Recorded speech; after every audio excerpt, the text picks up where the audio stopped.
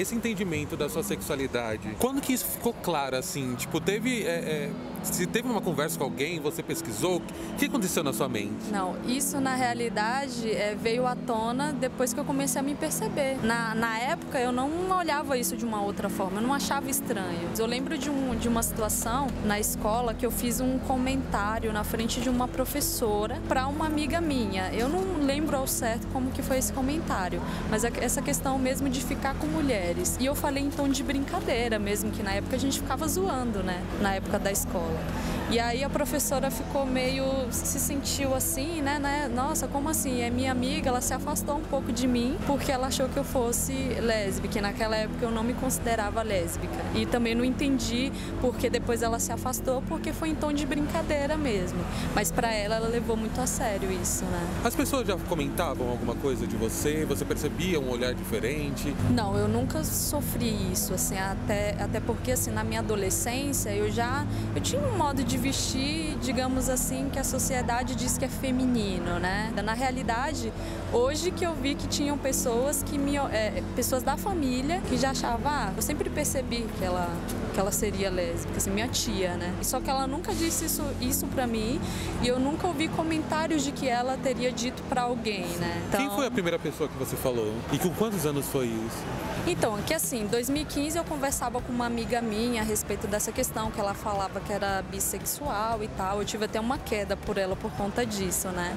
Só que aí, a primeira menina que eu fiquei foi na PUC, num reggae assim da PUC, e a gente tava justamente numa rodinha falando sobre isso. Um papo bem desconstruído, dessa questão de homem ficar com homem, mulher com mulher. E aí tinha uma amiga do meu amigo que ela topou, né, e tal, da gente ficar assim, foi a primeira vez. Não teve um impacto, mas também não foi ruim. Só que a partir daí fui ficando com mulheres outras vezes. E aí depois eu acabei me relacionando com uma menina do mesmo trabalho que eu, né? A gente ficou um tempinho, mas foi um tempinho bem curto. E aí depois foi que eu cheguei na Érica.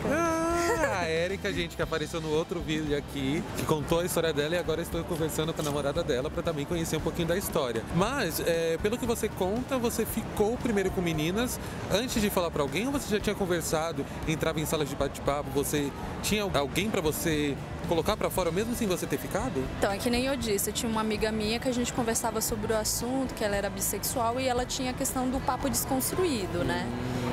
Mas assim, eu cheguei a baixar aplicativos de relacionamento, mas inicialmente eu colocava para os dois sexos, né? Tanto para mulheres quanto para homens, assim. E aí teve uma época que eu coloquei só para mulheres mesmo, eu não queria mais ficar com homens, mas eu fiquei um tempinho ficando com os dois. E depois que eu tive realmente a relação sexual, digamos assim, eu vi que realmente o maior interesse é por mulheres mesmo, que eu não consigo ter mais atração por homens, digamos assim. E toda a sua vida, toda a construção da sua vida, sexualmente falando, da orientação de sexo também, da sua independência, aconteceu aqui em São Paulo, né? Não aconteceu lá, na Bahia.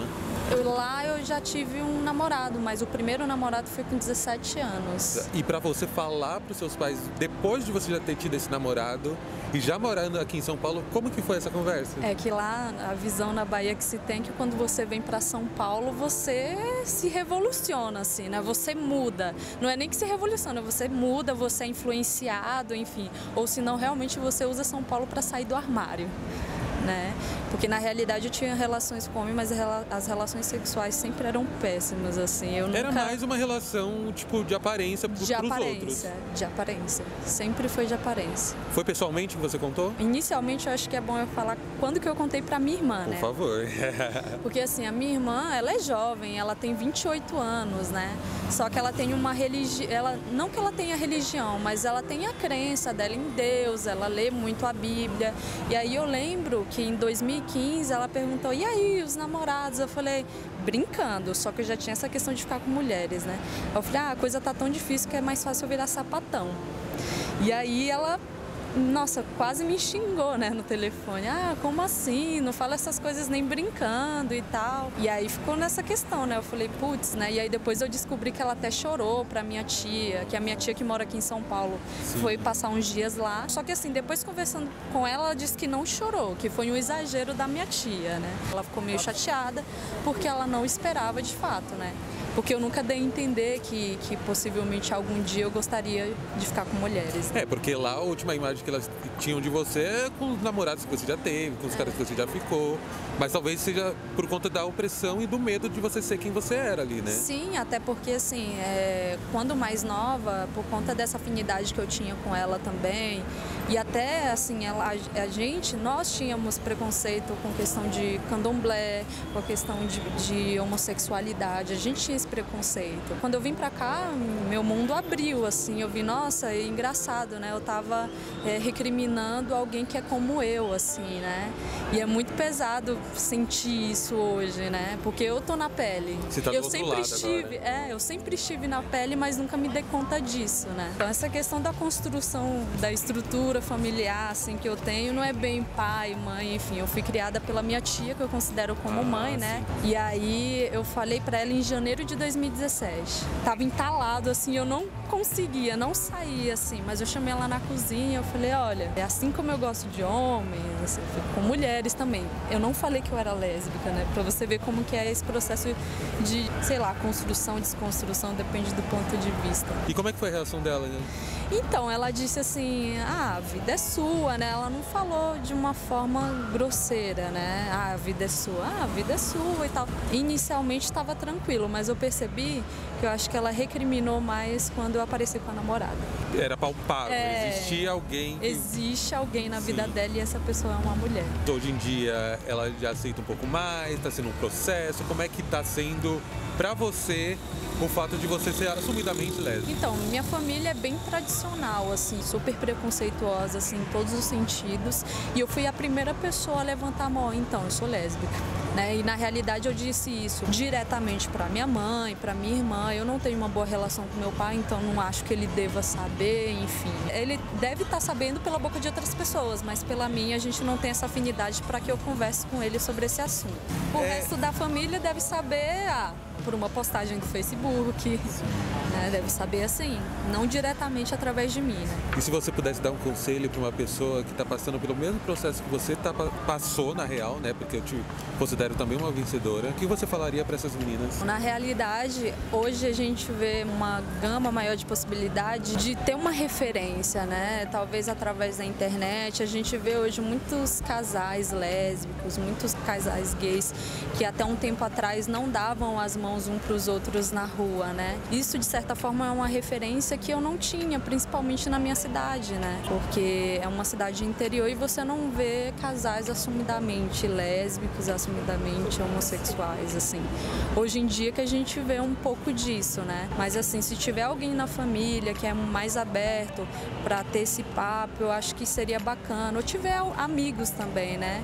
Eu precisei de uma amiga minha que pudesse ter esse papo desconstruído comigo para que eu conseguisse pensar nessa possibilidade e me reconhecer dentro disso, né? Era angustiante antes, quando você estava dentro do armário? Era.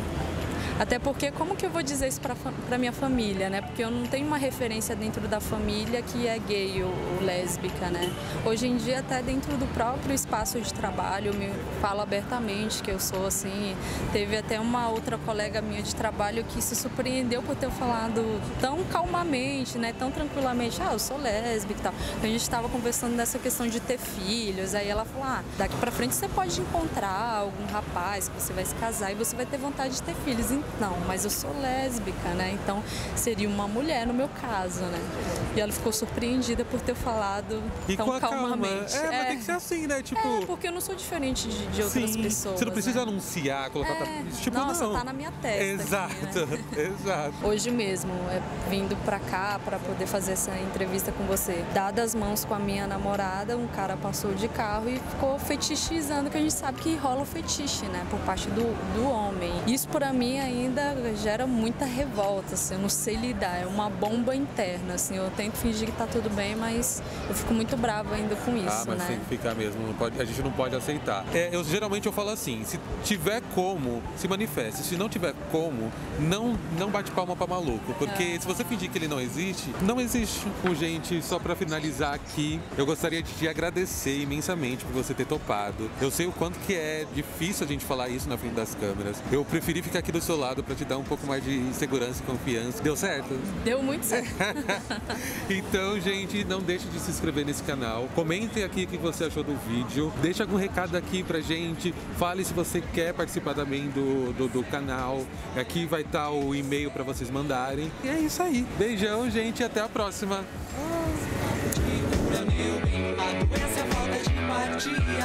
Essa é uma história que podia ser minha, podia ser sua também. Venha com esse papo de cura, meu bem.